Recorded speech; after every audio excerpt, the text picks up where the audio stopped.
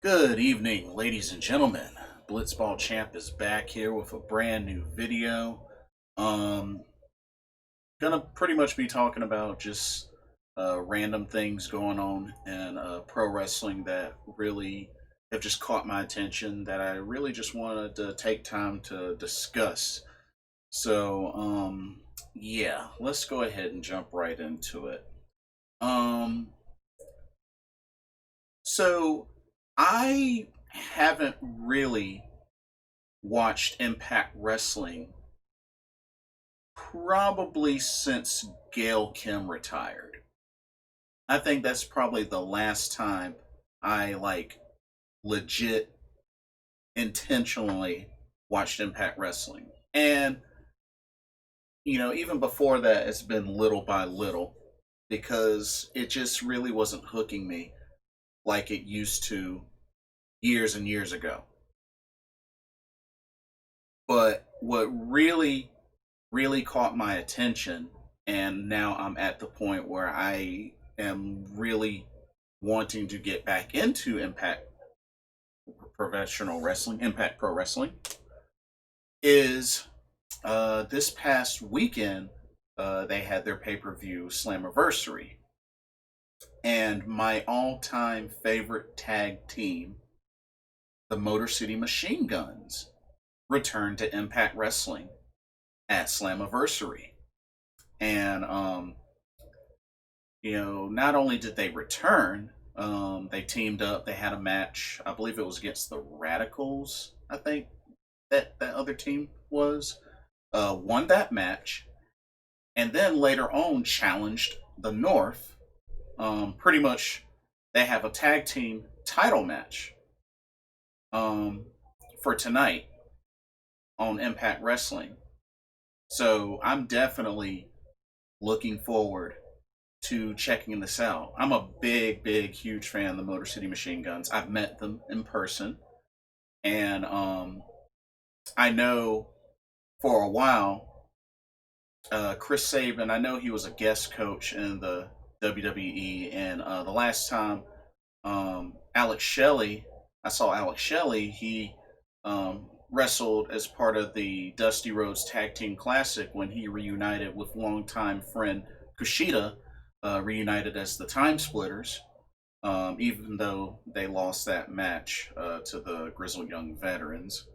Um, which, by the way, I got a lot of flack for that, being that I kind of pitched a fit that they lost that opening round match, and people gave me so much crap about, just they're building up the grizzled young veterans.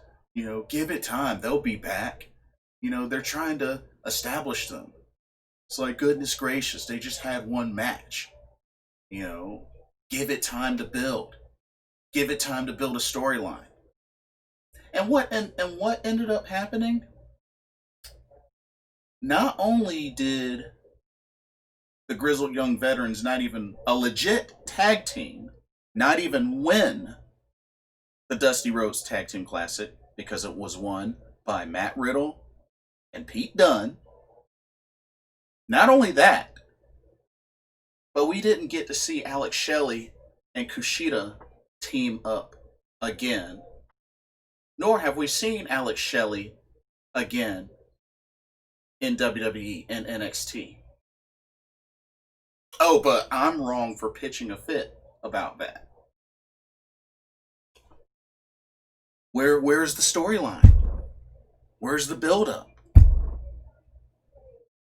I was hoping for there to be build up through the Dusty Rhodes Tag Team Classic to a long awaited rekindling of the feud between Undisputed Era and Time Splitters, which debuts all the way back to Japan through New Japan Pro Wrestling.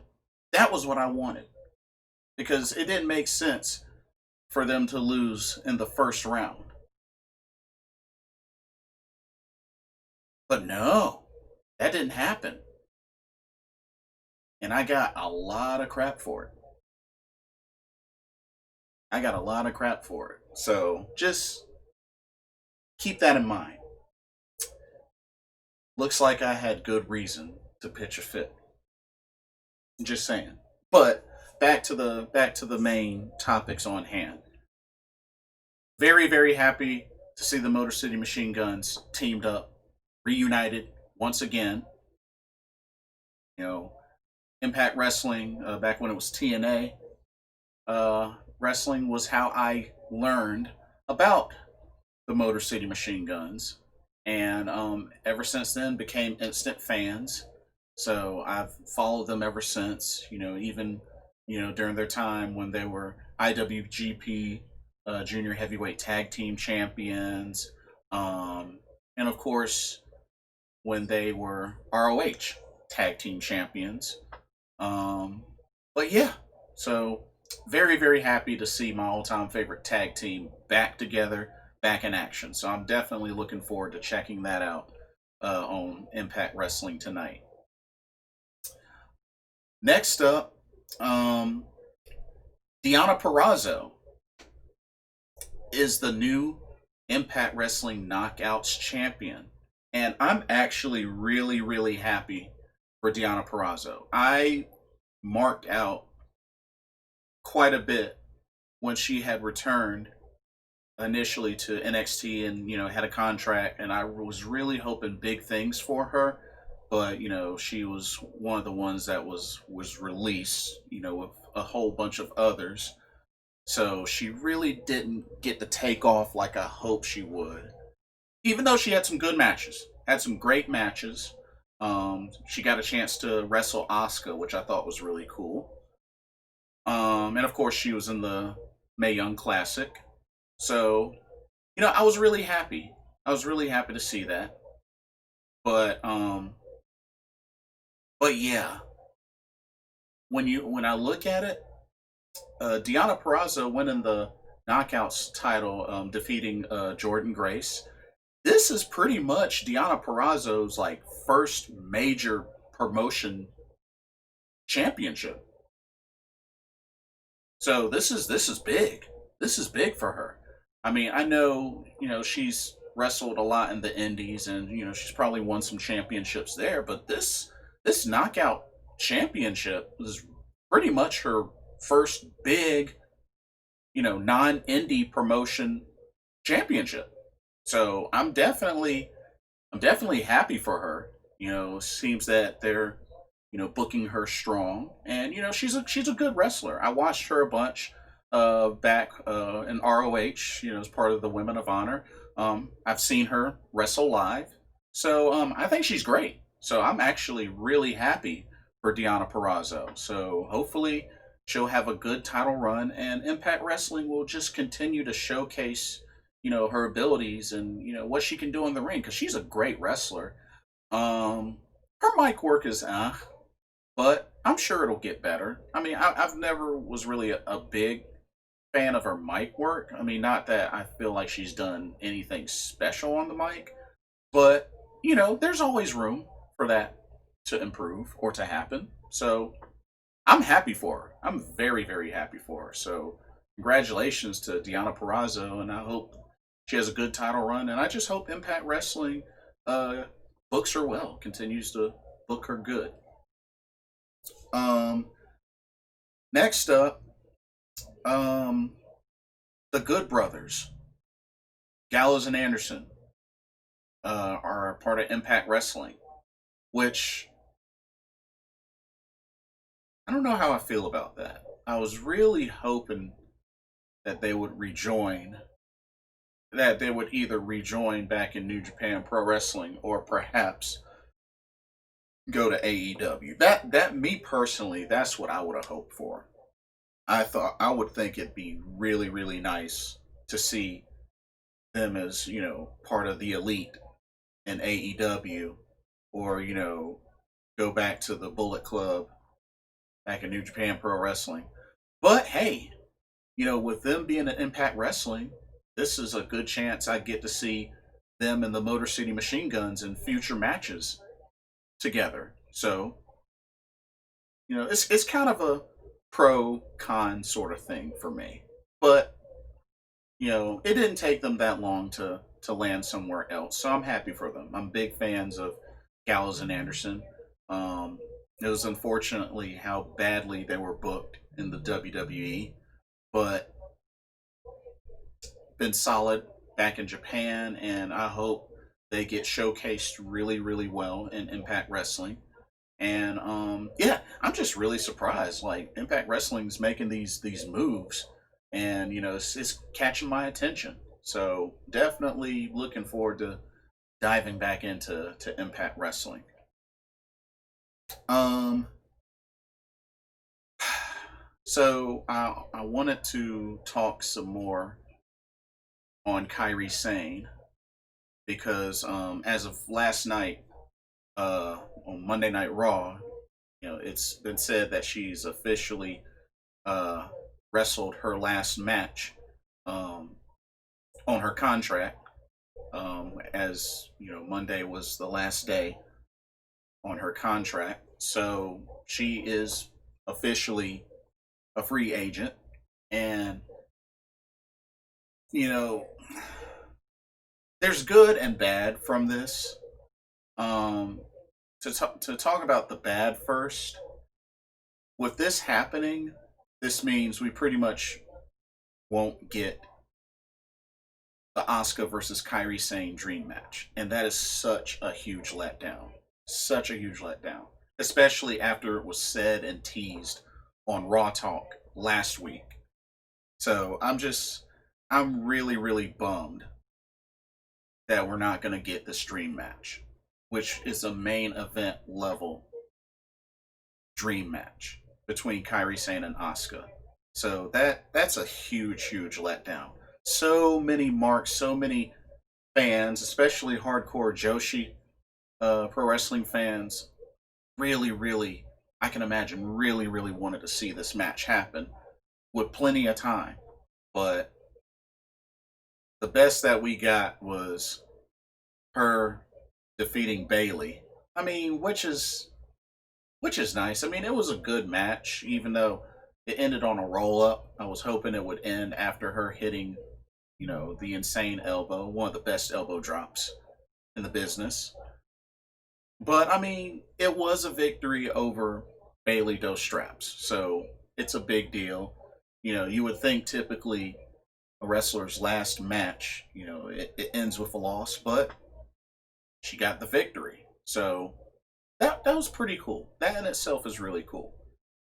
Um, so and I know the idea of her um being an ambassador for the WWE in Japan. I know that's been floating around. I don't know if that's official or if that's something that you know has been confirmed, but it sounds like we know for sure that Kairi is going back to Japan. She'll be able to be with her husband, and it was mentioned that maybe she wanted to wrestle at least another year, maybe in Stardom or something, and then call it call it a career. But regardless of what she does, um, I feel like unless WWE is going to pay her well and book her correctly, there's really no point in her staying. Unless they book her well, there's really no point in staying. And if you ask me, I feel like it's too little, too late. So on that note, I would like to say, Kairi saying she had an okay run in the WWE. I mean, her best was in NXT, of course, and also the Mae Young Classic. She won the Mae Young Classic. Um, she won the NXT Women's Championship, even though it was a 70-day reign, which was ridiculous. Um, she's a former uh, WWE Women's Tag Team Champion with Asuka. Although it would have been nice if she got to tag with Io Shirai with the Sky Pirates on the main roster. But and she's, you know, NXT award winner. Won female competitor of the year and overall competitor of the year, voted by the fans. So she tore it up in NXT for sure. Kairi Sane tore it up in NXT, but unfortunately, in the main roster, not many singles matches, especially not singles victories, and she was teamed up with Asuka, and while they have won the WWE Women's Tag Team Champions, and they were the first to actually defend them outside of the main roster. They defended them on NXT against Dakota Kai and Tegan Knox. They were the first ones to do it. So thought that was really cool.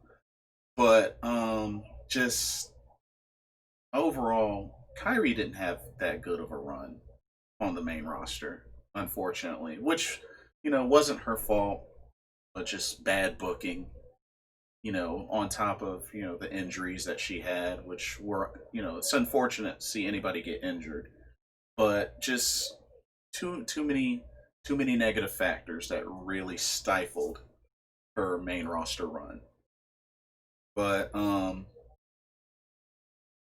if anything, if she does wrestle again back in Japan, I really hope she'll be able to showcase all of who she is, and that she'll be given the respect that she's been deserved.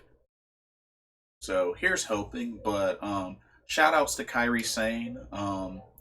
Thank you so much. I got a chance to meet Kairi Sane when NXT did a house show in Durham, North Carolina, which isn't far from my hometown, and it was really, really cool. She was in a tag team match.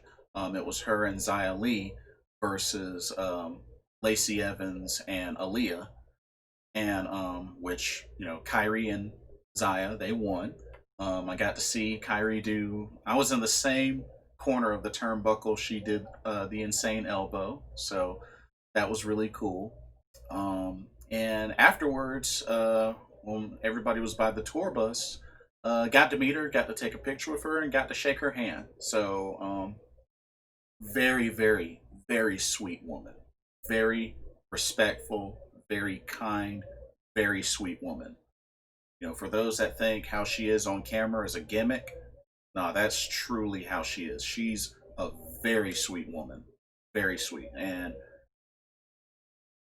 her husband's lucky and blessed to have her. So thank you so much, Kairi Sane, for all of just your energy, just what you bring, what you brought to the WWE, what you brought to pro wrestling, and just it was an honor meeting you. It was an honor seeing you wrestle live, and it was an honor to meet you, to connect with you, face to face. So I wish you nothing but the best, and I just hope that you make it back to Japan safely, and you really get an opportunity to enjoy your marriage. She got married back in February, and with all the travel and her being in the States, I can imagine she hasn't really gotten a chance to really enjoy her marriage. So Kairi, I really hope you get the chance to enjoy your marriage, enjoy time spent with your husband, and just build on that. And whether this is the end of your wrestling career or not, I just wish you the best. I wish you the best, and bon voyage. Anyway, continuing on. Extreme Rules was such a bad pay-per-view. I mean, there were a few good matches, but just like the eye for an eye, which I didn't have any expectations, but they could have at least made it look a little more legit. I mean, I get the whole ping pong ball, but I mean, where's the blood at? I mean, if you're gonna have an eye for an eye where you have to pluck somebody's eye out, there's got to be like a bunch of blood. I mean, come on now. So even though the match was good, the finish was underwhelming. But I figured that was probably the best way that they could simulate an eye being taken out without an eye being taken out. So yeah. Um, the finish to Sasha Banks versus Asuka was incredibly stupid. Great match, incredibly stupid finish, and not to mention, you know, thinking that they would have a rematch the following night on Raw, but that didn't happen. Have to wait another week. So I don't know. It's just, and apparently it came down to Vince changed the outcome like hours before the show, even though originally Asuka was supposed to be booked to win, and then that changed. So it's just so dumb, so dumb. Um, the swamp fight. I mean,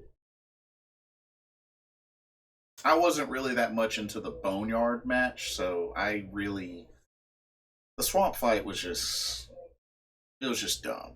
It was just really dumb. So,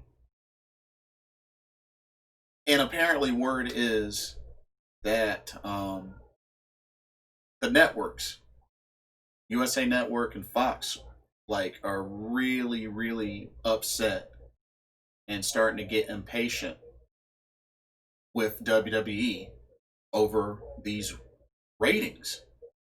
The ratings have been bad, have been really bad. And AEW is struggling on the rating side too, but WWE's ratings, it seems like it's getting worse and worse and worse. And you got these big networks investing in them, but if anything, the only way I feel that is keeping them somewhat in a fighting chance is because of NXT. But they're in some trouble. They're in some trouble. They need to rebound and rebound ASAP, and they need to build on that. Otherwise, it's going to get worse. It's going to get worse. Um, Mustafa Ali is back, which is cool, but then it's like, now what? Like, now what? How did they go from there? I mean, I thought the whole idea was he was going to be the hacker, but I think word is that whole angle got scrapped. So, but Mustafa Ali's back, teamed with Ricochet and Cedric Alexander, got a victory. If anything, I'm happy he's back, but at the same time, I'm like, okay, where are they going to go from there? So, um, and finally, finally, finally, finally, Ruby Riott picks up a singles victory since returning. Wow. It took this long, which I think she returned, what was it, February or March, I think? And she's just now finally getting a singles victory when she beat Peyton Royce. Wow. And it's funny because her reaction, it was like she was crying and it was like she won a title. And honestly, I don't blame her. I don't blame her. Hey, I got used. I got put in a match and I won. I got to be on TV. I don't blame her. That I would be feeling the same way too. But I'm happy for Ruby Riott. She's another one that I've seen live. I like Ruby Riott. So just they got to do a real better job with the booking. You know, and a friend of mine, shout out to that demo guy, apparently was telling me that Shayna Baszler has been reduced to a match on main event.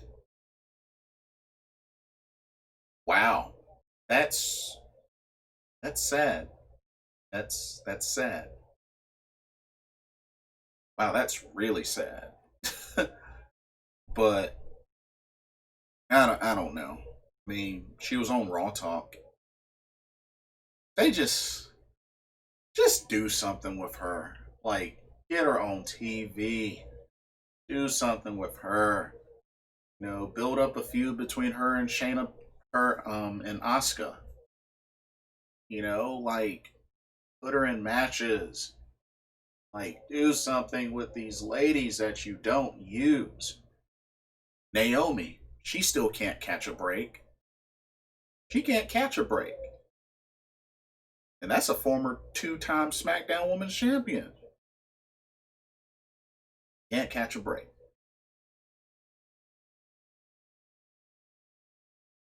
So, I don't know. WWE has a lot of work to do. A lot of letdowns and just terrible booking. Really, really terrible booking. So, we'll see what happens, but it's just been bad. Um, Last thing I wanted to talk about, last couple of things, Stardom. Wanted to talk a little bit about Stardom. So, quite a bit is stirring up. So, I noticed the last show that I saw is looking like Utami Hayashishita and maybe others are trying to recruit Riho into Queen's Quest. Which they just recently won a tag team. They teamed up and won a tag team match.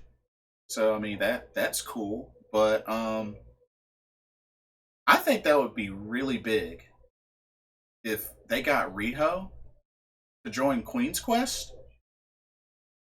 The current high speed champion.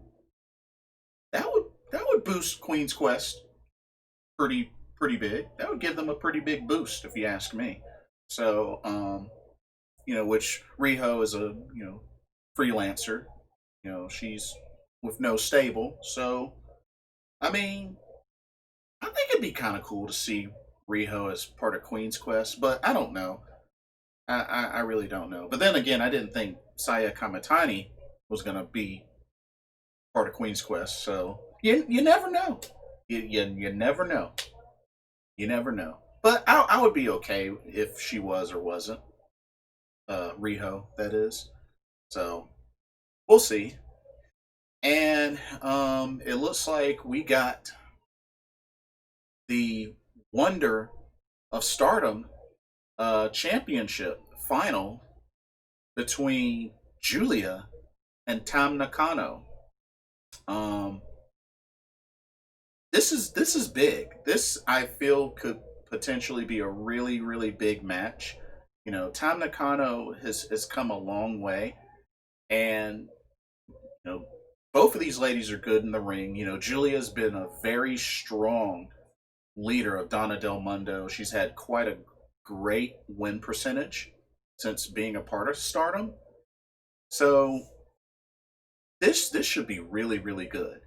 Of course, the Wonder of Stardom title was currently vacated by Arisa Hoshiki, who retired. Um, Not like maybe a few months ago, due to injury, like neck injuries and stuff like that, and she wasn't really able to bounce back 100%. So she retired and vacated the title. Which Arisa Hoshiki, she was what? She was Wonder of Stardom champion for like a year or so, or something like that. But she was a great champion. I remember seeing her when she won the Cinderella title or Cinderella tournament. I'm sorry. Um, but yeah, so it'll be interesting to see how this match goes. But I think it'll be a really really good match.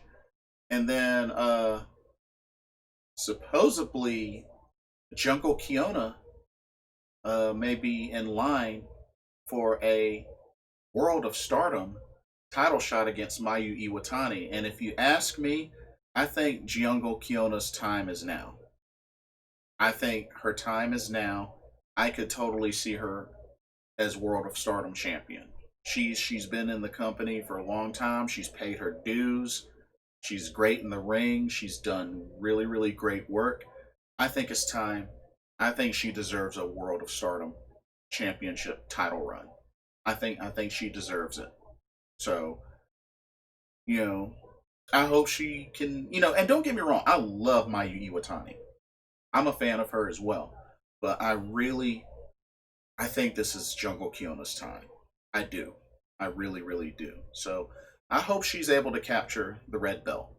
I really do. Um, and Micah just won the Future of Stardom Championship, which that was only the second time I've ever seen that title defended. Utami Hayashishita was a former champ, and I remember seeing her defend it against Micah, I believe in Just Tap Pro Wrestling, where she was originally. I think I got the promotion right, but it's not a title that I've seen much of. So she won it in a three-way against Saya Ida and Saya Kamatani. So more gold for Donna Del Mundo. They already have the Artist of Stardom trios titles, so add the Future of Stardom title to that, and who knows? They may be getting the Wonder of Stardom title if Julia can dethrone or can beat Tam Nakano.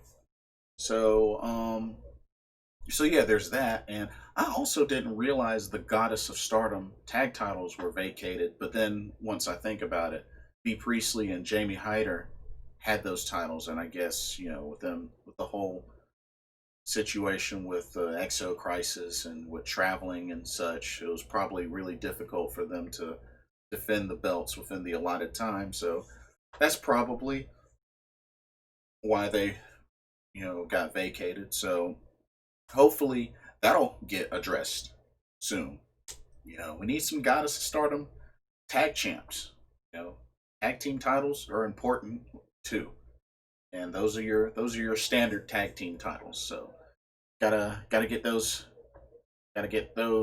put on two superstars in Stardom. But yeah, that's pretty much all that I have for this pro wrestling talk. But let me know what y'all think. What your comments are. How do y'all feel about you know what's been happening with Impact Wrestling? How do y'all feel about Kairi Sane's departure? You know, just with everything that's going on. Let me know. Thank y'all so much for watching. This is Blitzball Champ signing off. I'll see y'all next time. Peace.